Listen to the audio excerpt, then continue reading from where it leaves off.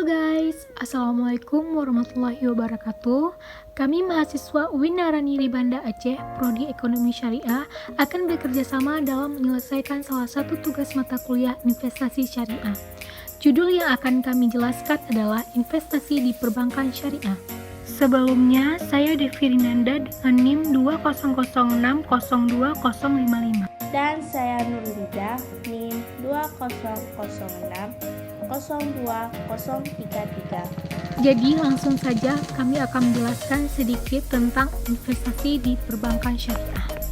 Investasi syariah adalah penanaman modal kepada suatu lembaga usaha dengan prinsip kaidah Islam atau hukum Islam yang berpedoman pada syariah Islam.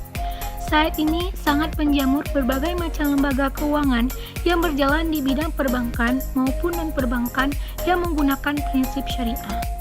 Allah berfirman dalam Quran Surat Ali Imran ayat 145 seperti berikut.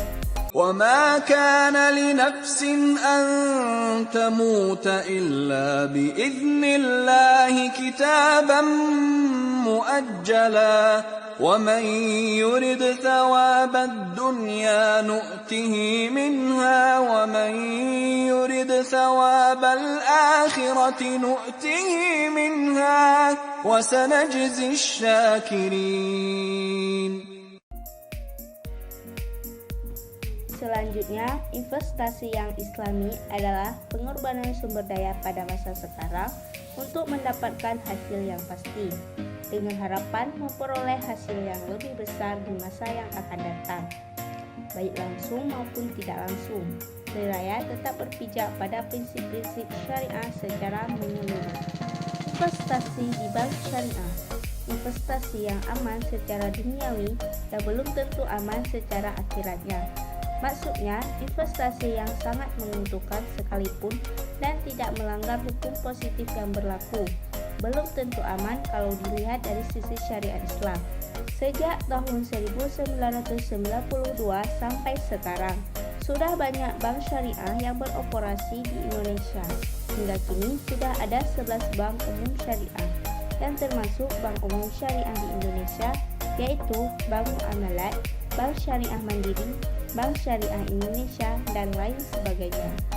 Bank konvensional lebih dari 13 yang bukan cabang khusus untuk bank syariah atau yang biasa dikenal dengan unit usaha syariah atau UUS. Contohnya seperti BRI cabang syariah, BNI cabang syariah.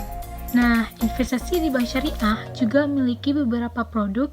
Yang pertama, tabungan bagi hasil atau mudharabah.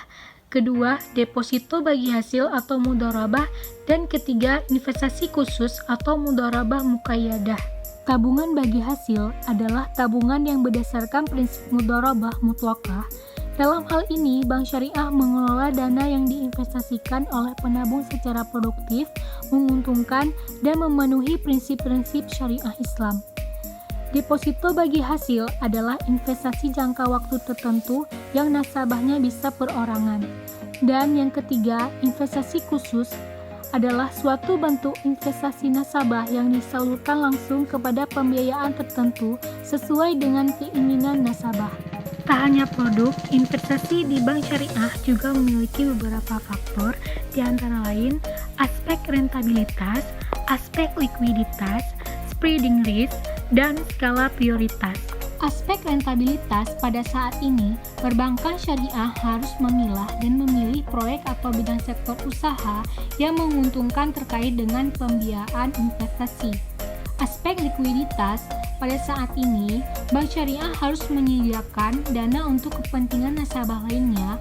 Tujuannya adalah jika pemilik dana membutuhkan dananya pada suatu waktu, maka bank syariah dengan segera dapat memberikan dana yang dibutuhkan pemilik dana lainnya, sehingga pelemparan dana tetap disediakan dana yang diperkirakan dibutuhkan nasabah.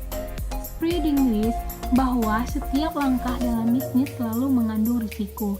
Maka dari itu, dalam pelemparan dana selain mempertimbangkan aspek rentabilitas dan likuiditas dan juga risiko-risiko terkait lainnya yang kapan saja timbul, sehingga jika terjadi risiko pada proyek, maka perbankan syariah sedini mungkin dapat mengantisipasinya dan memiliki alternatif solution atau paling tidak dapat meminimalisir dampak negatif atau akibat terburuknya.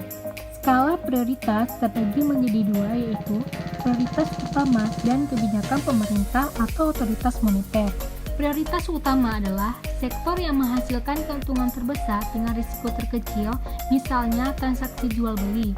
Pada pembiayaan ini, kecil risiko disebabkan adanya syarat berupa jaminan pokok yang berupa barang yang dibiayai. Jika mengalami risiko, maka agunan tersebut dapat dijual kembali oleh pihak bank. Transaksi bagi hasil pada pembiayaan ini, risiko terburuknya adalah jika proyek mengalami kegagalan, maka kerugian akan ditanggung bersama antara bank dan nasabah. Transaksi ijarah. Jenis risiko yang dapat terjadi pada transaksi ini adalah one prestasi, ketidaksanggupan nasabah meneruskan akad. Barang yang disewakan dapat ditarik oleh bank dan dialihkan pada nasabah lainnya atau dijual. Kebijakan pemerintah atau otoritas moneter, yaitu pembiayaan dalam rangka pelaksanaan program-program pemerintah, misalnya pembiayaan UKM, pembiayaan JPS, dan lain-lain.